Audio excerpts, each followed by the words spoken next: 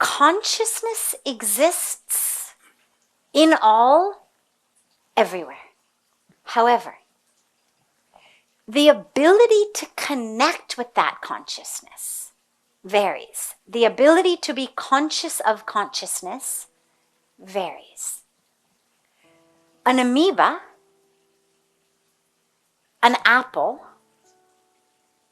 an earthworm do not have the ability to be conscious the way that we do. Now, what we know is that our brain, our central nervous system, is the way that we experience and understand consciousness. It isn't consciousness. Consciousness is not the gray and white matter of my brain. It's not living in the cells of my brain. It's not living in the chemicals in the vesicles at the end of the cell. It's not living in the myelin sheaths that cover the axon through which the electricity goes. But all of that combined is what enables me to be conscious that I am conscious. And we know that because when people are brain dead or have brain damage, consciousness still exists, but they're no longer able to access it. So, going back for a moment to the different forms of life, consciousness exists.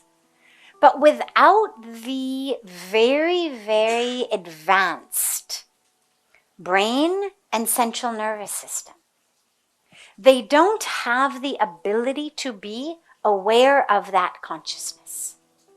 This is why we were talking about veganism and vegetarianism. And one of the questions that always arises is, वो तो कुछ तो खाना है, हवा से तो जी नहीं सकते हैं. Don't plants feel? Don't fruits feel? Isn't that also violent? Now, in an ideal world, we would all be breatharians. But we can't. And so what we do is we eat as low on the consciousness level as possible so that we are causing the least amount of harm as possible.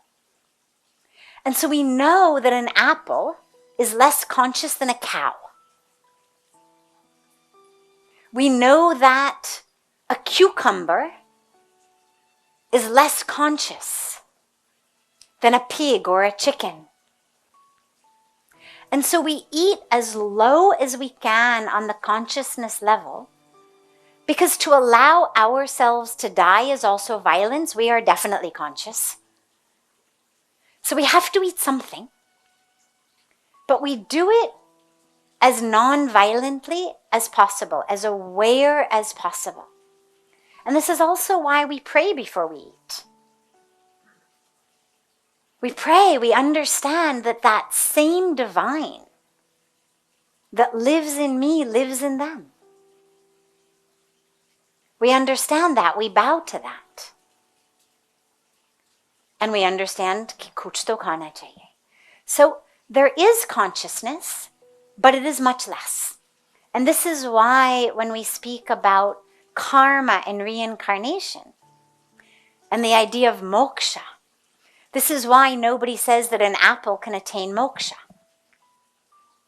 or an earthworm can attain moksha. It's not कि वो पाप कर रहे हैं. It's not कि ये तो बहुत, गलत apple है. It's that because they're not able to be conscious, they can't make those choices, have those experiences, have that awareness. देखा जाए तो we are much more papi than an apple is. But we are the ones who can attain moksha because we have that consciousness.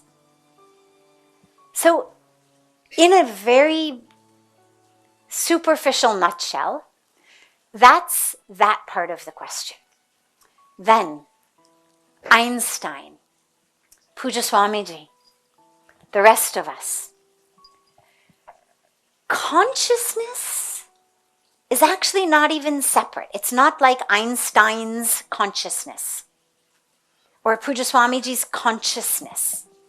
There's just consciousness, like there is soul. The difference is that we each have a different ability to interact with that. So for example, there is beautiful fresh air. Somebody who is very adept in pranayama, if you put like one of those oxygen things on their fingers, in a few moments they are going to be able to use that fresh air in a way that will oxygenate their entire body. Their oxygen level will go up to 99%, 100%. Stories of monks meditating in the snow, creating heat. Sitting naked in the snow but staying warm. They're using the power of the breath. They're taking in oxygen, the same oxygen we all take in, but they've developed an ability to utilize that oxygen in a way that is very different from what most of us can do. In the same way, when you have a refined, and I wouldn't necessarily put Einstein there, we'll talk about him in a moment, but when you talk about Puja Swamiji and you talk about the enlightened masters, they have refined the internal organ, you can say, in such a way that they are living full of that consciousness. Like the pranayama expert is living full of oxygen, living full of prana, which most of us cannot access. It's available for us, but we can't access it. When you take someone like Einstein,